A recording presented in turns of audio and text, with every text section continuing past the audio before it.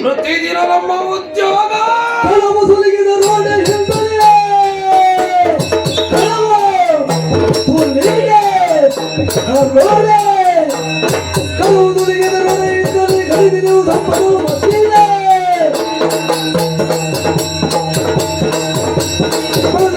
ಯೋಗ್ಯವಾದ ಸ್ಥಳವು ಎಂದೇ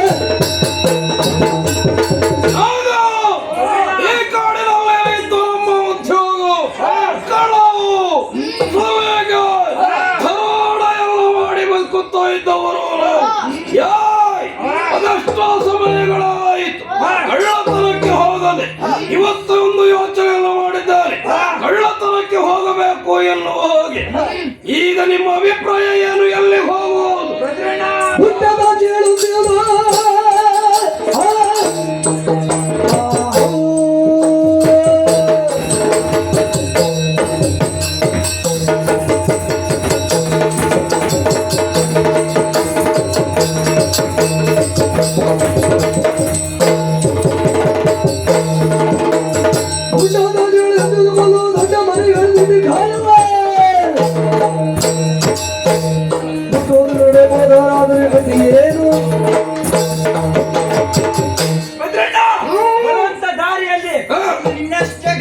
ಆಗಿರುವಂತ ಮನೆ ಅಲ್ಲಿ ಹೋದಂತಾದ್ರೆ ಚಿನ್ನ ಬೆಳ್ಳಿ ಒಡವೆ ಎಲ್ಲದೂ ಸಿಗ್ತದೆ ನಿನ್ನ ಗೃಹ ಪ್ರವೇಶವಾಗಿರುವಂತ ಮನೆ ಆ ಮನೆಯೆಲ್ಲ ಕಟ್ಟುವುದಕ್ಕಾಗಿ ಅವರು ಯಾರ್ಯಾರಿಗೋ ಎಷ್ಟೆಷ್ಟೋ ಸಾಲವನ್ನ ಮಾಡಿರ್ತಾರೆ ಒಂದು ಮನೆಯೆಲ್ಲ ಕಟ್ಟುವುದಕ್ಕಾಗಿ ಅಲ್ಲಿ ಹೋದಂತ ಇದ್ರೆ ನಮಗೇನೂ ಸಿಗುವುದೇ ಇಲ್ಲ ಅಂತಲ್ಲ ಒಂದು ಸಿಗ್ತದೆ ಮಾಡಿರುವಂತ ಸಾಲದ ಪುಸ್ತಕ ಒಂದು ಸಿಗ್ತದೆ ಬಿಟ್ರೆ ಬೇರೆ ಯಾರು ಸಿಗುವುದಕ್ಕೆ ಸಾಧ್ಯ ಇಲ್ಲ ನಿಮ್ಮ ಅಭಿಪ್ರಾಯ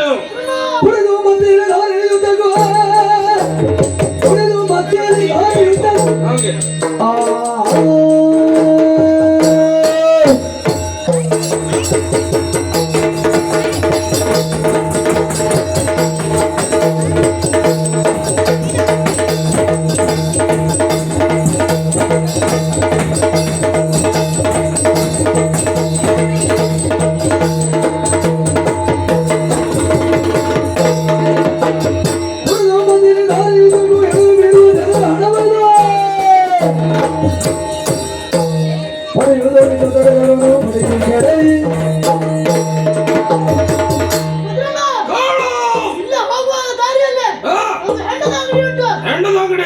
ಅದನ್ನೆಲ್ಲ ಬೇರೆ ಕೊಡುತ್ತಾರೆ ತುಂಬಾ ಜನ ಬರ್ತಾರೆ ಅವರಲ್ಲಿ ತುಂಬಾ ಹಣ ಇರ್ತದೆ ಹಾಗೆ ನಾವು ಅಲ್ಲಿ ಕೆಲಸ ಮಾಡಿದ್ರೆ ತುಂಬಾ ಹಣ ಸಿಗ್ತದೆ ಓ ದಾರಿ ಮಧ್ಯದಲ್ಲಿ ಕಂಡದ್ದು ಹೆಂಡದ ಅಂಗಡಿ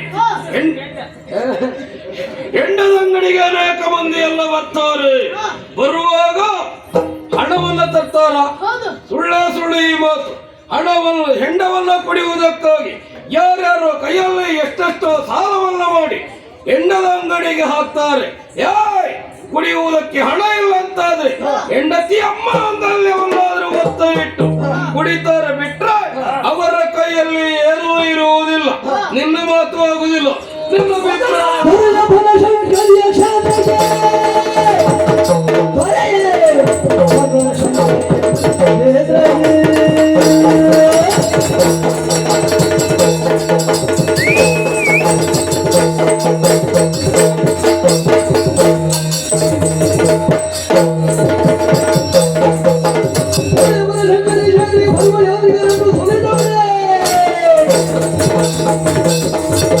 Porque no podemos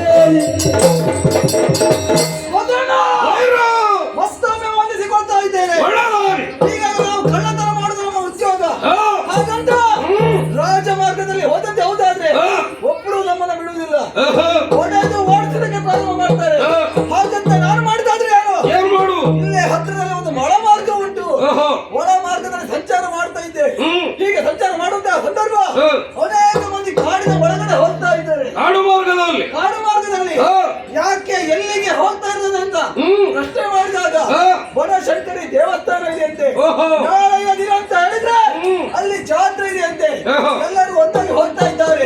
ಹೋಗುವಂತ ಸಂದರ್ಭ ಅವರನ್ನ ಅಡ್ಡಗಟ್ಟಿ ಕಟ್ಟಿದ್ದೆ ಹೌದಾದ್ರೆ ಚಿನ್ನಾಭರಣ ಹಣ ಎಲ್ಲವೂ ಸಿಗ್ತದೆ. ಅಲ್ಲಿಗೆ ಹೋಗುವ. ಮನಸ್ಸಿಗೆ ಬಂತು ಮಾತು ಮನಸ್ಸಿಗೆ ಬಂತು.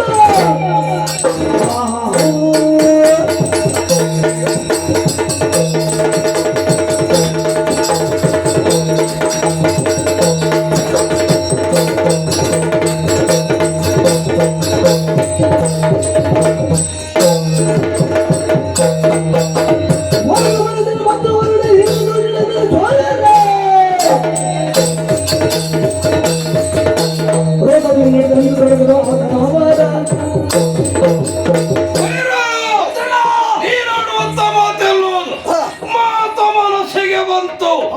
ಏಕೋಚ್ಚಾರಣೆದ ತನ್ಮತ್ತೆಯಲ್ಲ ಇರುವುದು.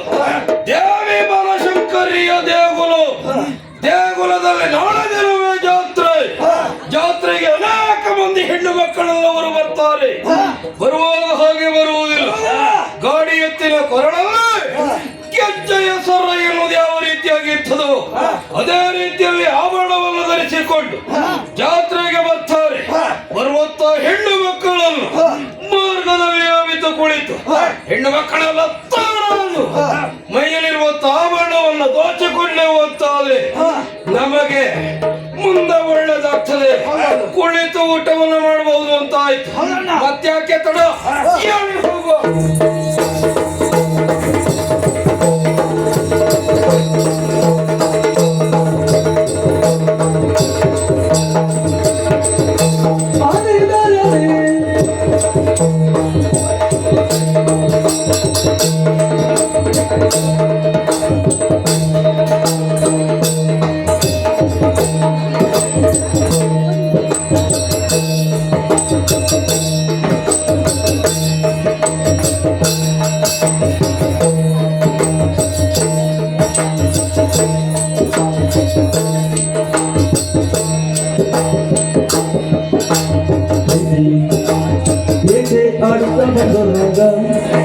ಕಳವು ಸುರಿಗೆ ತಗೋಡೆ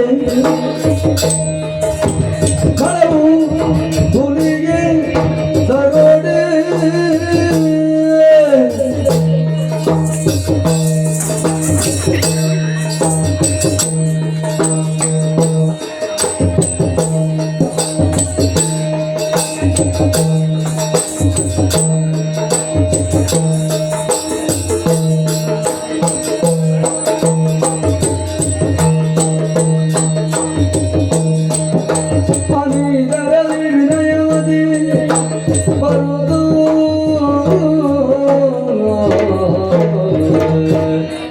ಯಾವುದೇ ಒಂದು ಕೆಲಸವನ್ನ ನಿಷ್ಠೆಯಿಂದ ಮಾಡುವ ಸಮಯಕ್ಕೆ ಮಾಡಿದ್ರೆ ಇಂಥ ಉಪದ್ರ ಆಗುವುದೇ ಇಲ್ಲ ಅಲ್ವಾ? ಪ್ರತಿಯೊಬ್ಬರು ಹಾಗೆ ತಾನು ಏನು ಮಾಡ್ತಾ ಇದ್ದೇನೆ ಎನ್ನುವ ಜ್ಞಾನ ಇರಬೇಕು. ಆ ಜ್ಞಾನ ಇಲ್ಲ ಅಂತಾದ್ರೆ ಮಧ್ಯದಲ್ಲಿ ಇಂಥದ್ದೆಲ್ಲ ಬಿದ್ದು ಹೋಗುವ ಸ್ವಾಭಾವಿಕ. ಹಾಗೆ ಅದು ಅರ್ಧಕ್ಕೆ ಬಂದಿದ್ದೆಲ್ಲ ಮಧ್ಯದಲ್ಲಿ ಬಿದ್ದು ಹೋಗುವುದೇ. ಹಾಗಿದ್ರೆ ನಾವೇವಾಗ ಇಷ್ಟು ತಯಾರಾಗಿ ಬರ್ಲಿಕ್ಕೆ ಕಾರಣ ಏನು? ದೇವಸ್ಥಾನಕ್ಕೆ ಹೊರಟಿದ್ದು. ಹೇಮಪುರದ ಧರ್ಮಪಾಲರ ಮಡದಿ ನಾನು. ವಿನಯವತಿ ಅಂತ ಎಲ್ಲವರು ಕೊಂಡಾಡುತ್ತಾರೆ. ಮದುವೆಯಾಗಿ ಬಹಳ ವರ್ಷವೇ ಸರಿದು ಹೋದವು. ಸಂತಾನದಿಂದ ವಂಚಿತೆ. ಸಂತಾನವನ್ನ ಪಡೆಯಬೇಕು ಎನ್ನುವ ಉದ್ದೇಶದಿಂದ ಕಂಡ ದೇವರನ್ನೆಲ್ಲ ಪೂಜೆಯನ್ನ ಮಾಡಿದವರು. ಕಂಡ ಕಲ್ಲುಗಳನ್ನೆಲ್ಲ ದೇವರು ಎನ್ನುವ ಹಾಗೆ ಕೈ ಮುಗಿದವರು. ಆದರೂ ಕೂಡ ಸಂತಾನದಿಂದ ವಂಚಿತೆಯಾಗಿಯೇ ಉಳಿದೆ. ಯಾರೋ ಒಬ್ರು ದೇಶಾವರಿ ಬ್ರಾಹ್ಮಣರು ಬಂದು ನನ್ನವರಲ್ಲಿ ಹೇಳಿದ್ರಂತೆ, ನಮ್ಮ ಗಡಿಯ ಸಮೀಪದಲ್ಲಿ ಶ್ರೀದೇವಿಯು ಬನಶಂಕರಿಯಾಗಿ ನೆಲೆಸಿದ್ದಾಳೆ. ಆಕೆಯನ್ನು ಪೂಜಿಸಿದೆ ಸತ್ಯ ಅಂತಾದ್ರೆ ಸಂತಾನ ಪ್ರಾಪ್ತಿಯಾಗುತ್ತದೆ ಎನ್ನುವ ಹಾಗೆ. ಇದು ತನಕ ನಿಷ್ಠೆಯಿಂದ ಕಂಡ ದೇವರನ್ನೆಲ್ಲ ಪೂಜೆ ಮಾಡಿದವರು. ದೇವರು ಎನ್ನುವುದು ನಂಬಿಕೆ, ವಿಶ್ವಾಸ. ಎಲ್ಲಿ ವಿಶ್ವಾಸ ಇರ್ತದೋ ಅಲ್ಲಿ ಸಹನೆ ನೆಲೆಗೊಳ್ಳುತ್ತದೆ. ಎಲ್ಲಿ ಸಹನೆ ಇರ್ತದೋ ಅಲ್ಲಿ ವಿನಯ ಉದಯಿಸ್ತದೆ. ಎಲ್ಲಿ ವಿನಯ ಇರ್ತದೋ ಅಲ್ಲಿ ಪ್ರೇಮ ಪಸರಿಸ್ತದೆ. ಎಲ್ಲಿ ಪ್ರೇಮ ಇರ್ತದೋ ಅಲ್ಲಿ ಪ್ರೀತಿ ಉಂಟಾಗುತ್ತದೆ. ಎಲ್ಲಿ ಪ್ರೀತಿ ಇರ್ತದೋ ಅಲ್ಲಿ ಆತ್ಮೀಯತೆ ಬೆಳೀತದೆ. ಎಲ್ಲಿ ಆತ್ಮೀಯತೆ ಇರ್ತದೋ ಅಲ್ಲಿ ಅನಂತತೆ ಆವರಿಸ್ತದೆ. ಅನಂತತೆಯ ಸ್ವರೂಪಕ್ಕೆ ಬಂದ ಭಕ್ತನಿಗೆ ಭಗವಂತನ ದರ್ಶನವಾಗುತ್ತದೆ. ಆ ರೀತಿಯಲ್ಲಿ ದೇವರ ದರ್ಶನವನ್ನ ಪಡೆಯಬೇಕು ಎಂಬ ಆಸೆಯನ್ನು ಇರಿಸಿಕೊಂಡು ಮಾಡಿಕೊಂಡು ಹೊರಟವರು. ಬರೇ ದರ್ಶನ ಮಾತ್ರವಲ್ಲ, ನಮ್ಮಲ್ಲಿರುವಂತಹ ಇಷ್ಟಾರ್ಥವನ್ನ ದೇವರ ಮುಂದೆ ಹೇಳಿಕೊಂಡಾಗ ಈಡೇರಿಸುವುದಕ್ಕಾಗಿ ಧರೆಯಲ್ಲಿ ನಿಲ್ಲಿಸಿದ್ದಾಳೆ ಅಂತ ಆದ್ರೆ ಮತ್ತೆ ಯಾಕೆ ತಡ? ಎಲ್ಲಿ ಹೋಗುವ?